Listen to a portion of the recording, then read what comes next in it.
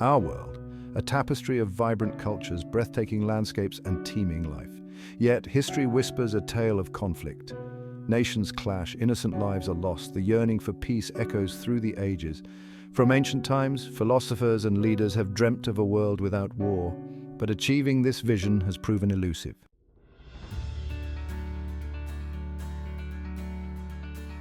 In the aftermath of World War II, a glimmer of hope emerged from the ashes.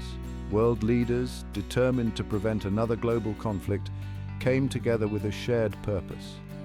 This vision took shape in 1945 with the creation of the United Nations. 51 nations signed the UN Charter outlining a bold mission to save succeeding generations from the scourge of war. The UN was designed to be more than just a peacekeeping organization. It was envisioned as a forum for dialogue and a catalyst for positive global change. The UN's founders understood that peace requires addressing the root causes of war, such as poverty, inequality, and injustice.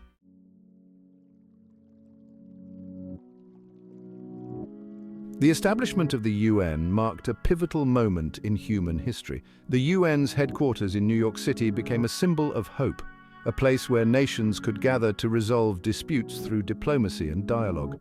The General Assembly provided a platform for all member states to have their voices heard.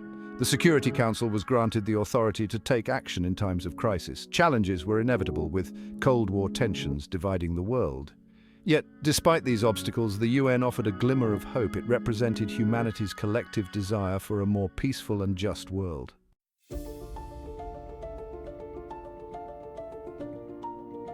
The idea of a global organization dedicated to peace wasn't new.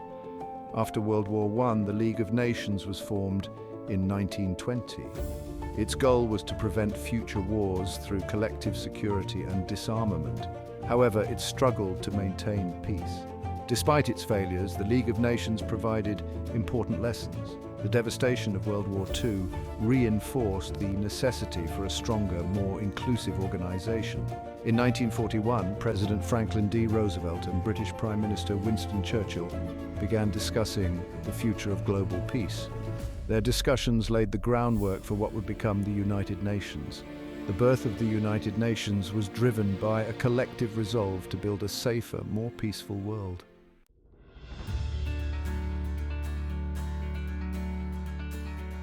In August 1941, amidst the turmoil of World War II, Roosevelt and Churchill met secretly aboard a warship in Newfoundland. They drafted a pivotal document known as the Atlantic Charter. This charter outlined their vision for a post-war world. It emphasized the importance of self-determination, economic cooperation, and lasting peace. The Atlantic Charter was a significant step towards the creation of the UN. It laid the ideological foundation for a new international order. Allied nations endorsed its principles, seeing it as a promise of a better future. The Atlantic Charter also marked the beginning of closer cooperation between the United States and the United Kingdom. Their partnership was crucial in the formation of the UN.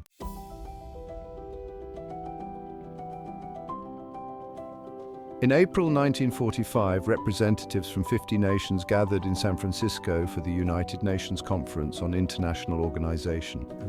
This conference was a historic event. Its purpose was to draft the UN Charter, the founding document of the United Nations. The timing was poignant. World War II was drawing to a close, and there was a palpable sense of urgency and hope. Delegates debated and negotiated the terms of the Charter. They worked tirelessly to ensure it reflected the ideals of peace, security, and human rights. On June 26, 1945, the UN Charter was signed. This moment marked the birth of the United Nations. The Charter created a new pathway for international relations. It gave the world an institution designed to prevent war, promote human rights, and foster social and economic development.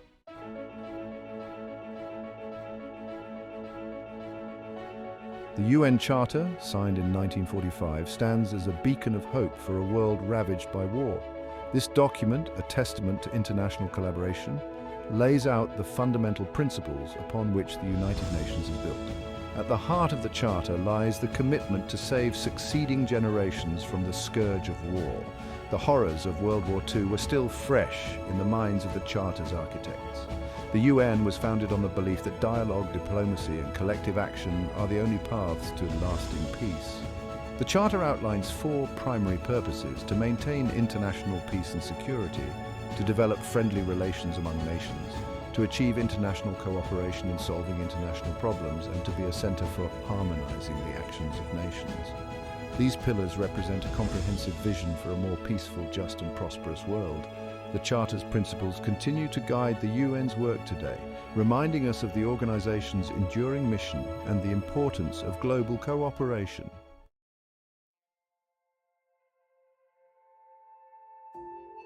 A framework for harmony, maintaining international peace and security. Maintaining international peace and security is the UN's primary objective, enshrined in Chapter 7 of the Charter. The organization strives to prevent conflict through diplomacy, mediation, and peacekeeping operations. The Security Council plays a crucial role in this endeavor. Composed of 15 member states, including 5 permanent members, the Council has the authority to authorize peacekeeping missions, impose sanctions, and even authorize the use of force as a last resort. Peacekeeping is one of the UN's most visible and vital functions. The UN also works to address the root causes of conflict, such as poverty, inequality, and human rights violations.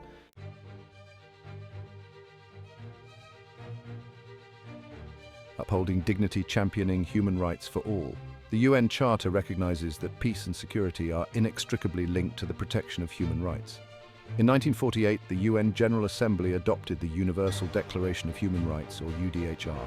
This landmark document sets out fundamental rights and freedoms that all human beings are entitled to, regardless of race, sex, language, religion, or any other status.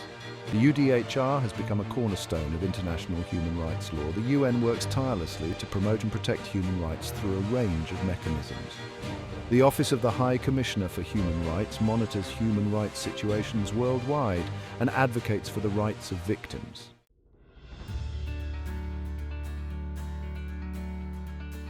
Progress for humanity, fostering social and economic development. The UN recognizes that peace and security cannot be achieved in a world plagued by poverty, inequality, and underdevelopment. In 2015, the UN adopted the Sustainable Development Goals, or SDGs, a set of 17 interconnected goals aimed at ending poverty, protecting the planet, and ensuring prosperity for all. The UN works with governments, civil society organizations, and the private sector to implement the SDGs. It provides technical assistance, mobilizes resources, and promotes partnerships to achieve these ambitious goals. The UN's development agenda is based on the understanding that by working together, we can create a world where everyone has the opportunity to thrive.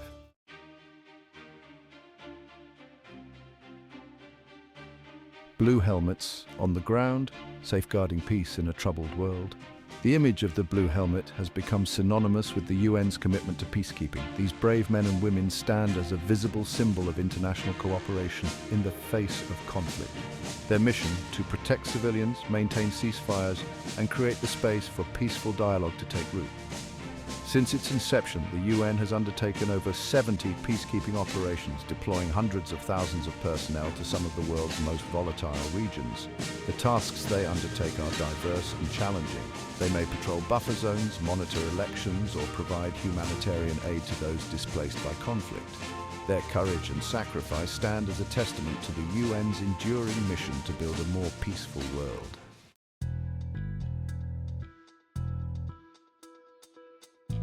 From the Suez to Sarajevo, navigating complex conflicts, the history of UN peacekeeping is replete with examples of both successes and setbacks. In 1956, the UN faced its first major test with the Suez Crisis.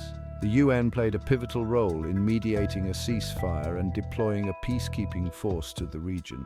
Decades later, the UN faced a very different kind of challenge in the former Yugoslavia. As the country descended into civil war in the 1990s, the UN deployed peacekeepers to protect civilians and facilitate humanitarian aid delivery. The Srebrenica massacre in 1995 stands as a stark reminder of the limitations of peacekeeping in the face of determined aggressors.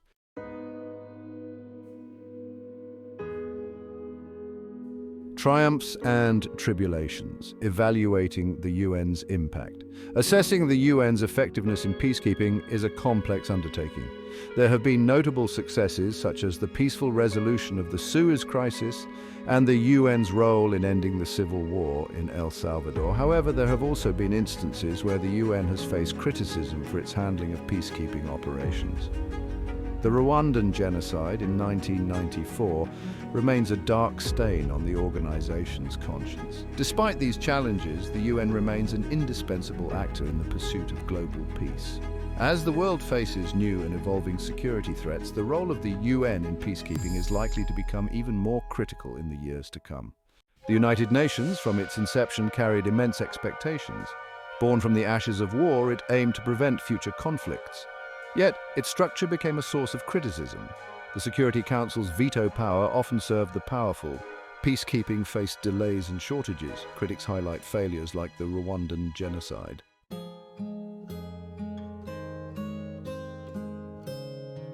Section 2. Gridlock and vetoes, navigating the politics of power. The UN's efforts to maintain international peace and security have often been stymied by political gridlock, particularly within the Security Council. The veto power held by the 5 permanent members has frequently been used to block resolutions, even with broad international consensus. This dynamic is evident in situations where the interests of the permanent members are directly at stake. The ongoing conflict in Syria has exposed deep divisions, with Russia and China using their veto power to shield the Syrian government. Critics argue that this veto system is undemocratic and undermines the legitimacy of the UN. They point out that it allows a handful of powerful nations to hold the rest of the world hostage to their own agendas.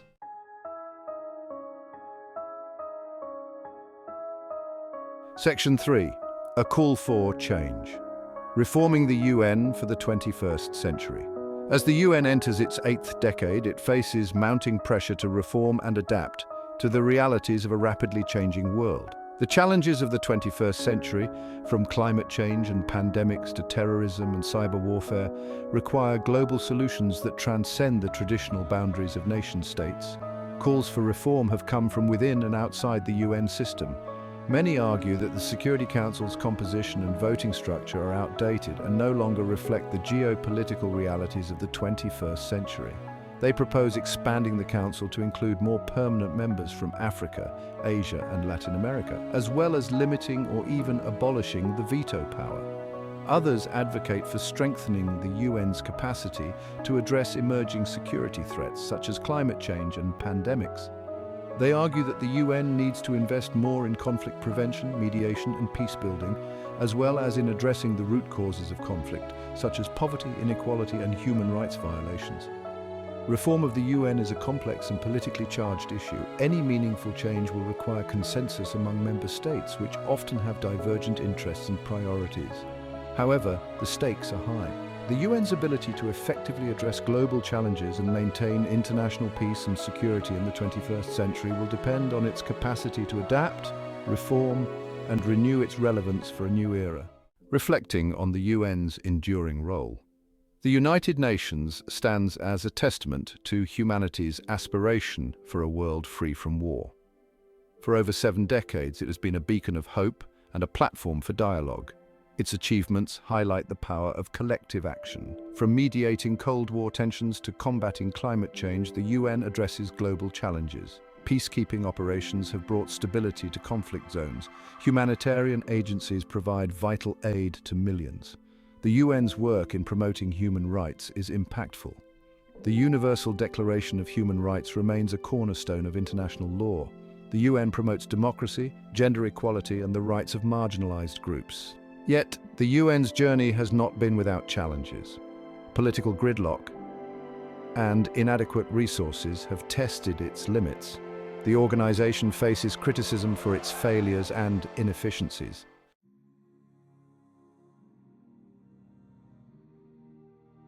Section 2. Towards a Brighter Horizon, the UN's continuing evolution in a changing world. As the UN looks to the future, it does so at a time of unprecedented global challenges. Climate change, pandemics, terrorism, cyber warfare, and the displacement of millions of people by conflict and poverty demand innovative solutions and a renewed commitment to multilateralism. The UN's ability to effectively address these challenges will depend on its capacity to adapt, reform, and renew its relevance for a new era. Calls for reform of the Security Council, increased funding for peacekeeping and humanitarian operations, and a greater emphasis on conflict prevention and peace building have gained momentum. The UN must also find ways to engage more effectively with civil society, the private sector, and individuals around the world. The challenges of the 21st century cannot be solved by governments alone. The UN needs to harness the power of partnerships, innovation, and citizen engagement to achieve its goals. Despite the challenges it faces, the UN remains an indispensable actor in the quest for a more peaceful, just, and sustainable world. Its enduring legacy is one of hope, a testament to the belief that by working together we can overcome even the most daunting global challenges. The future of the UN, like the future of humanity itself, will be shaped by our collective choices and our willingness to embrace the principles of cooperation, dialogue, and shared responsibility.